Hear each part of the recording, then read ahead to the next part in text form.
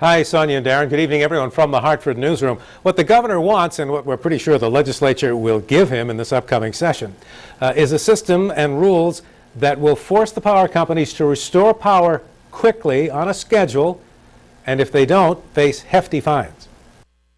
I hope, along with a lot of folks, that we never have a year like we just had, but we can't count on that. The broken promises made by CL&P following the autumn nor'easter has prompted the governor to come out solidly behind giving state regulators the authority to establish standards, benchmarks for power restoration, and the authority to impose fines if they are not met.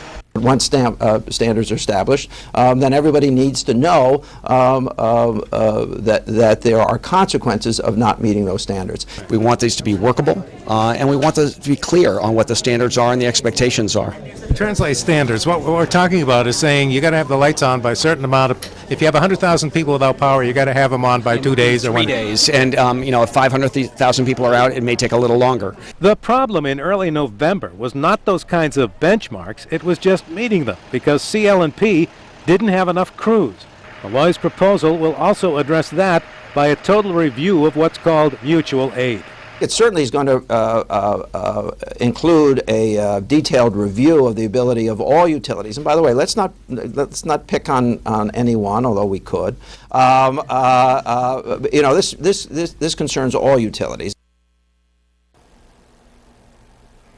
Now, in reaction, CL&P chose to pretty much ignore this part of the governor's recommendation, saying, quote, "We look forward to working with the governor and the regulatory authority to explore practical investments to make our energy delivery system more weather resistant." Now, as we've reported on News 8 here earlier, CL&P has a plan that they say would cost in excess of $2 billion and would make the system 30 to 40% more reliable during storms. However, it would cost you about a 10% rate hike.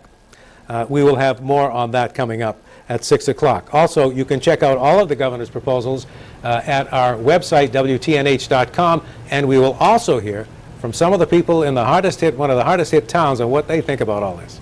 Live from the Hartford newsroom, Mark Davis, News 8.